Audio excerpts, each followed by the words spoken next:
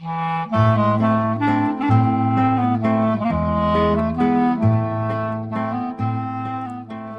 to Couples Therapy in 7 Words.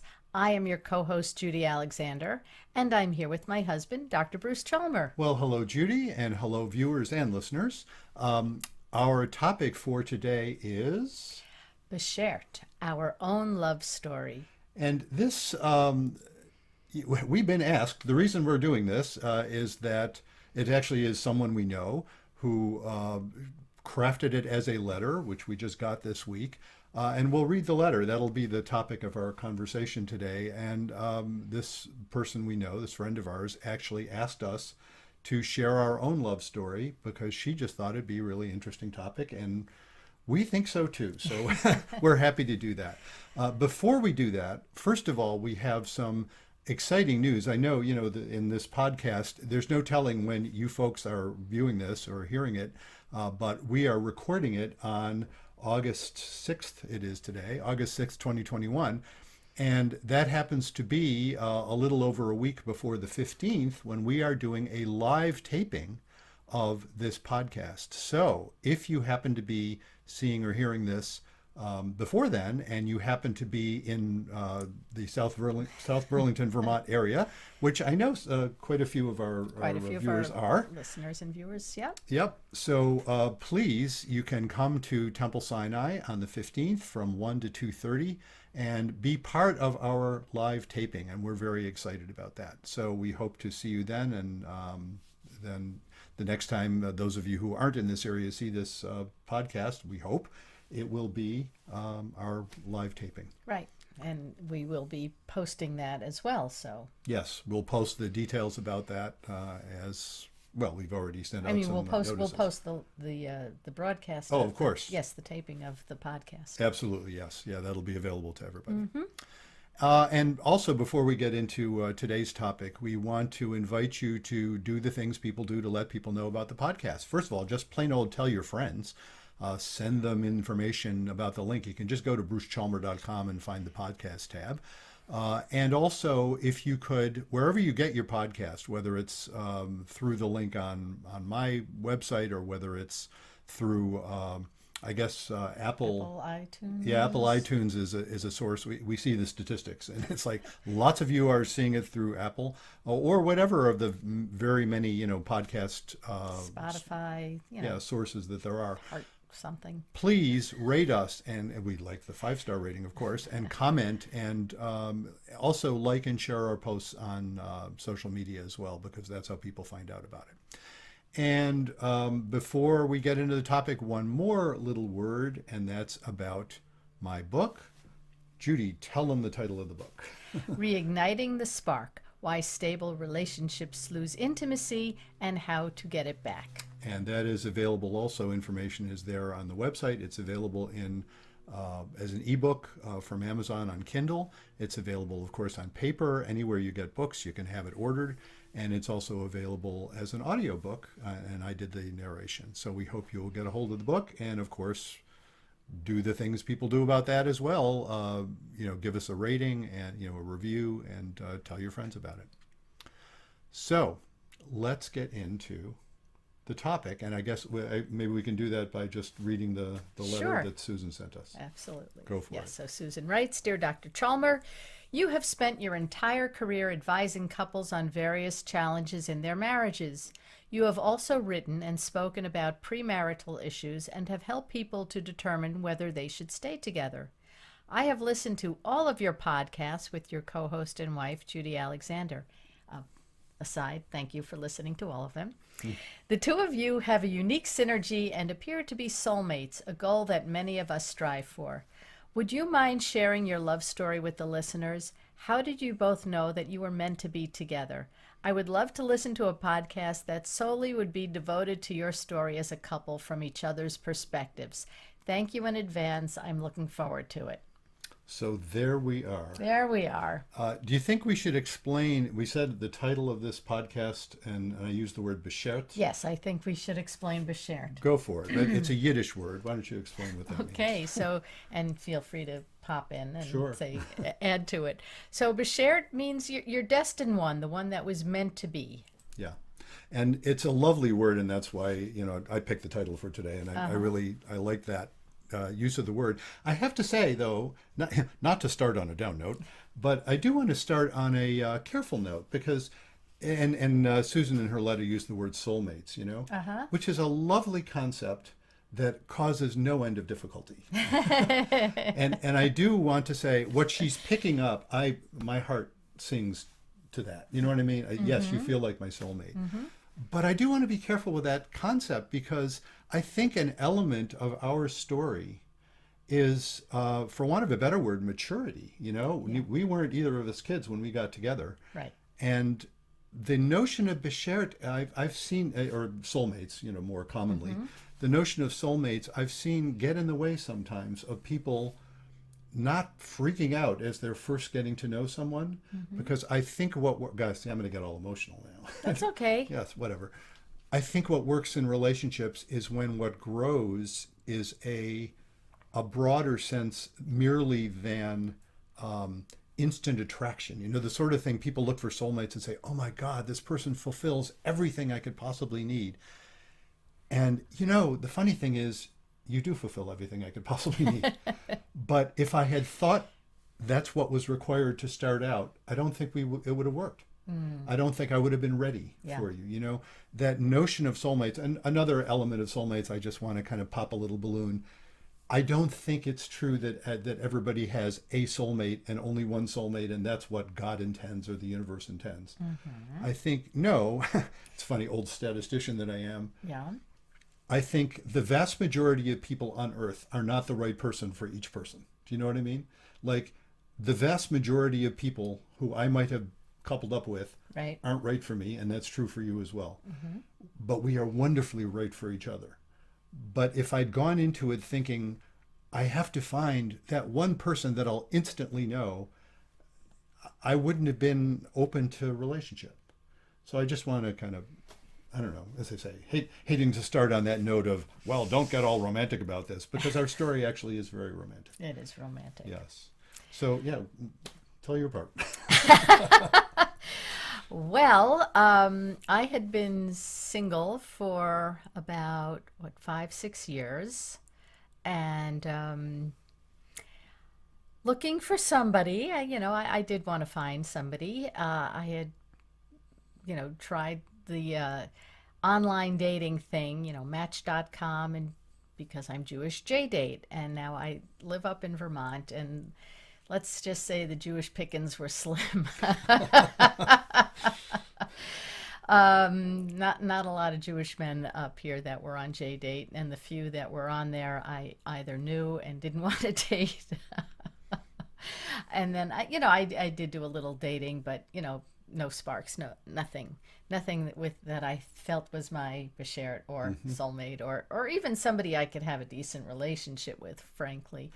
So my profile, pretty much back in those days, you could just leave your profile on. I don't know if you still can, and you could get emails from people, and so my profile was languishing on there, and I stopped looking, frankly, because I thought, well, when my kids got out of high school and college, maybe I would move back to New York, where I was from, and where there seemed to be a more sizable population of Jewish men. There's a couple of Jews in Vermont, a couple of Jews in New York, right? Because it was important for me to marry somebody Jewish. I was a Jewish educator. I work in a synagogue.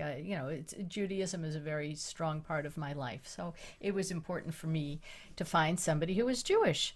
And as I said, my profile was sitting there languishing, and then out of the blue one day I get an email from Bruce that says, well, so yeah, maybe we'll shift the story. I'll tell my side of what led up to that okay email. You can tell your side. So you said you were single for what, 5, 6, 7 years, whatever Something it was. like that. I was single for approximately 10 minutes.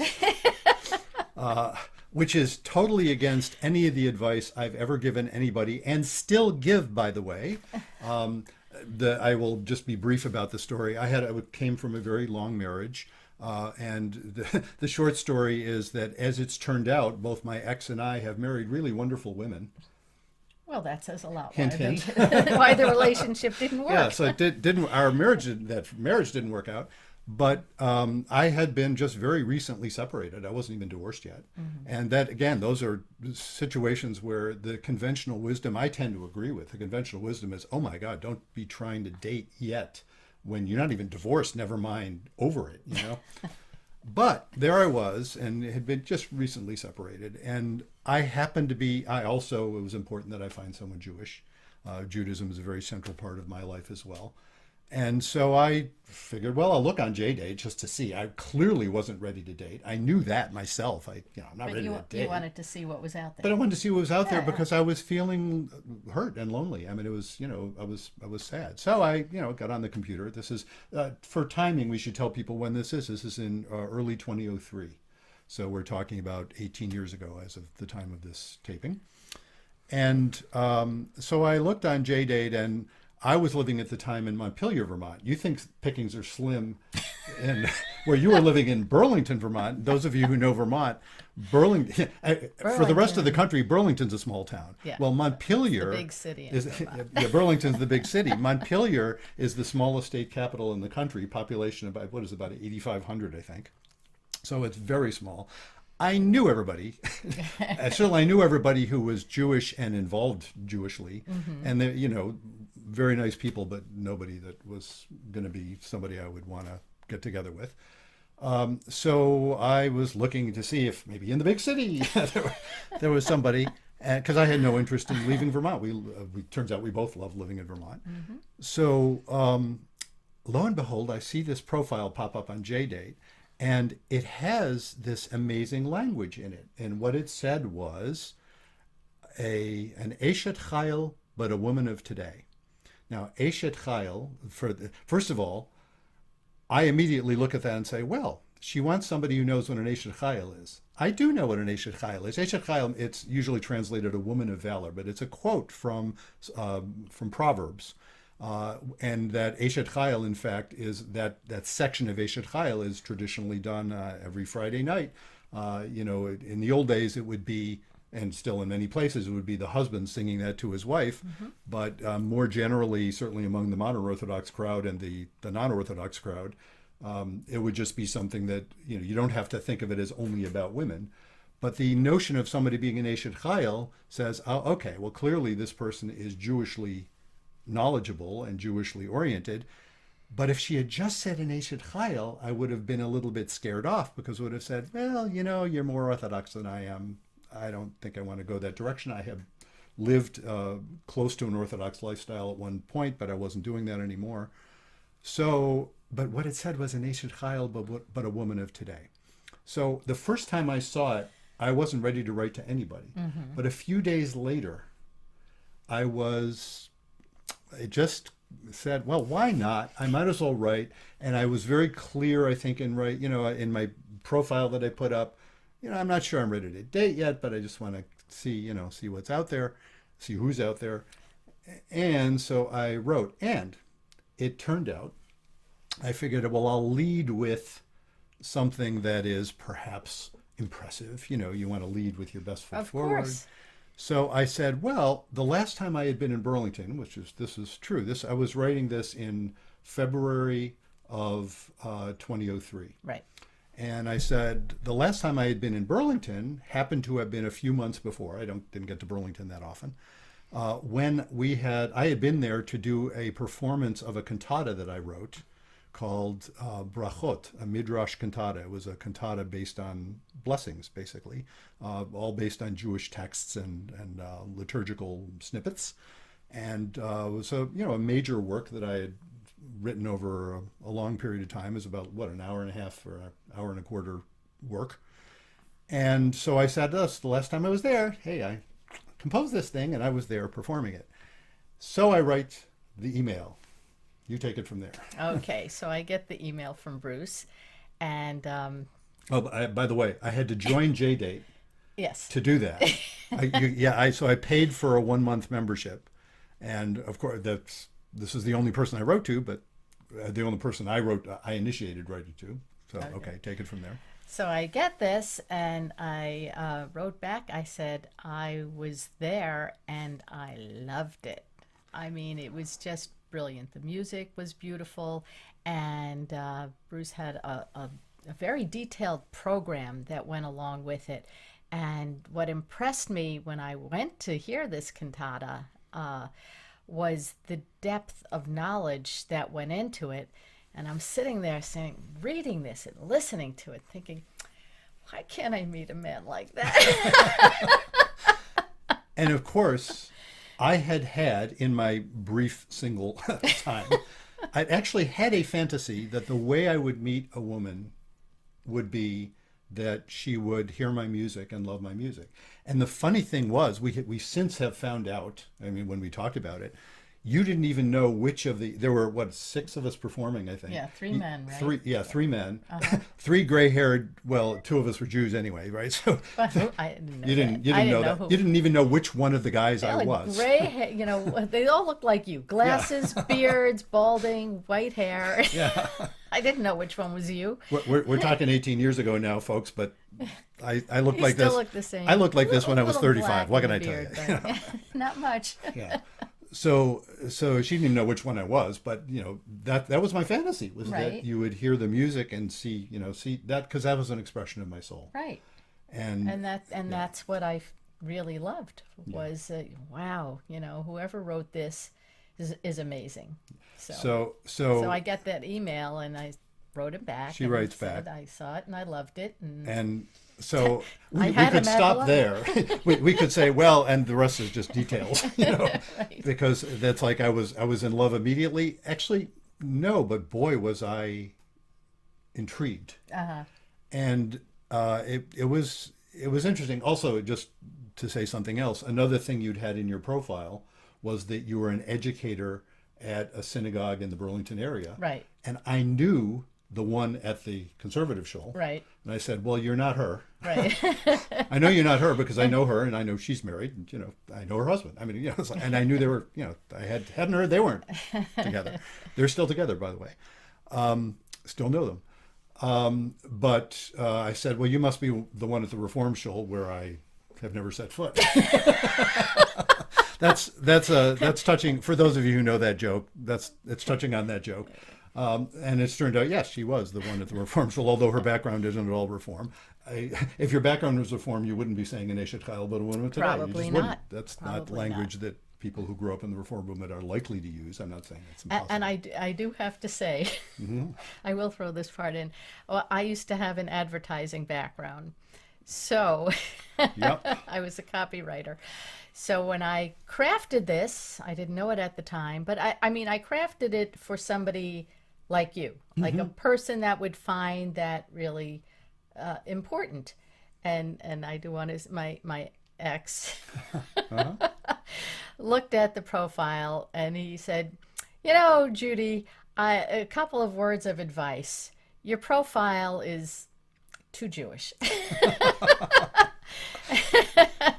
You might want to tone it down a bit. I said, well, I really want to attract somebody that would like that. And he said, and the other thing, he said, and you're an attractive woman, you should have your picture there.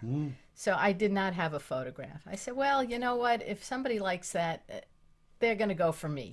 And I didn't have a photo either. You did not. And I wasn't looking at photos. That Right. wasn't the point. And there was another aspect, I think, of how people get together or don't.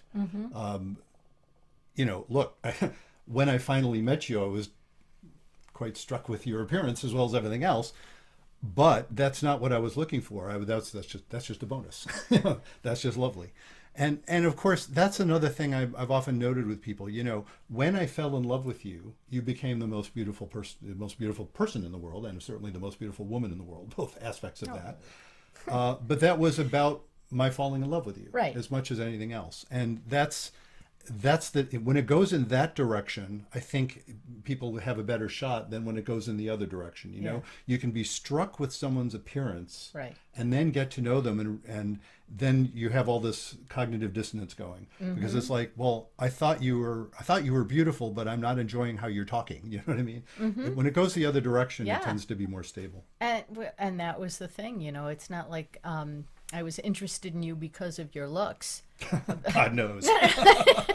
No, because I didn't. Like I said, I didn't know who you were. I mean, Yeah. I know I had seen these three men, and you could have been one of them, and that wasn't what was attracting me to you. It Hmm. was your music, and it was your depth of knowledge, and what I perceived just from all your writings. That was the initial attraction for me, Mm. and the outer package, is a bonus, but it was the inner stuff. So Hmm. I'm glad I met you before this whole swipe left swipe right thing, because who knows how we would have swiped.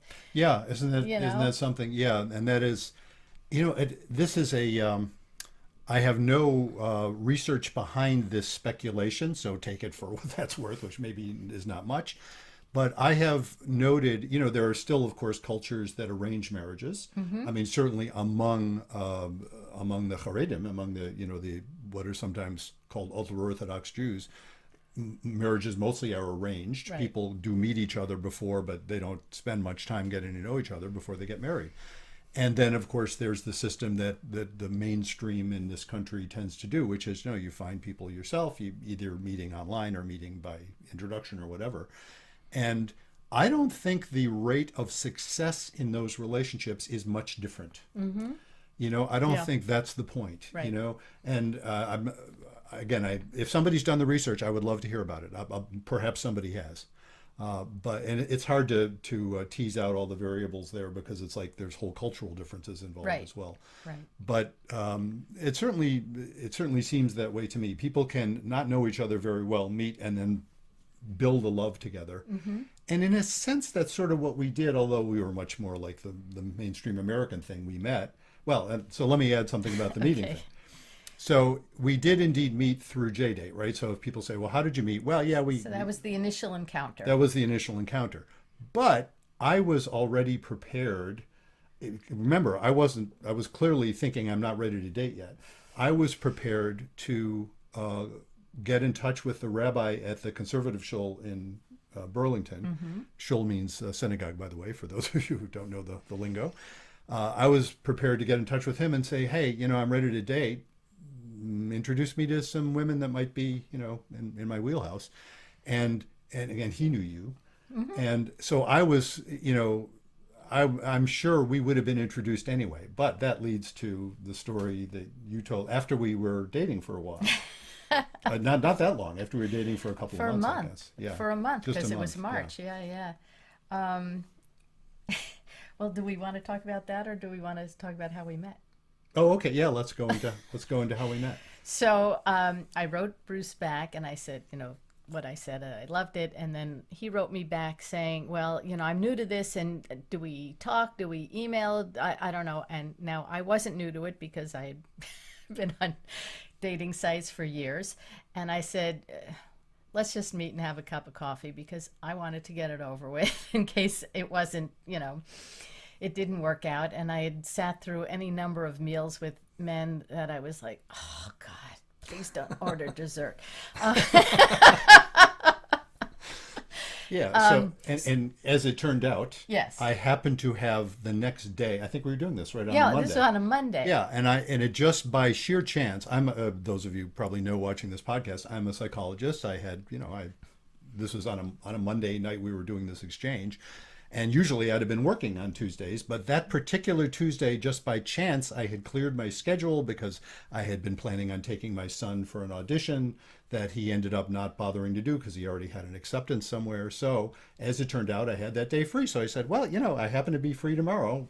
What do you got going? And this was during school vacation. This was during school break, Yeah. so I was free during the day. So we met for a cup of coffee, and at a Uncommon Grounds in Burlington, which is unfortunately no longer there. But we met, and 2.5 hours later, I was like, "Whoa, And this, and this guy is really fascinating." and of course, I walked in and you had the program from my Yes, I cantata did. sitting there, I did. so I didn't have any difficulty identifying. Although I don't think I noticed that at first. Right. You. Well, I had walked in. There was another guy sitting there who had a beard and glasses, and I said, "Are you Bruce?"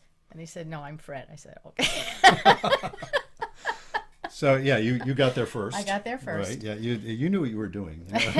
You had experience in this. I had no experience in this. But yeah, we walked in, and it was almost uncanny in some ways. And it's interesting because, as I said, I was clearly not ready in any emotional way to be dating. But I was lonely and curious. Do you know what I mean? So I wasn't desperate, but I also was interested enough to do it. Sure. And so it wasn't like I was, oh my God, I'm smitten by this woman. I wasn't ready to be smitten by anybody. But it was an uncanny, the parallels. Because we're talking about what our, our various histories were. And, oh, by the way, I used to lead services in Montpelier and I used to lead them in Manchester. And that's Manchester, Vermont. Right. Which then leads to we happen to know someone in common. I don't think we knew. Did we talk about that at the time? Knowing Michael in common. Michael Cohen is a rabbi. Remember. Yeah. I don't remember. Shout out to Michael Cohen if you're watching this. We'll have to send. Actually, we interviewed Michael and Allison on our podcast. Oh, that's right. Of course we did. Yes. So anyway, so right. So about a month after I met Bruce and we had been dating, I guess.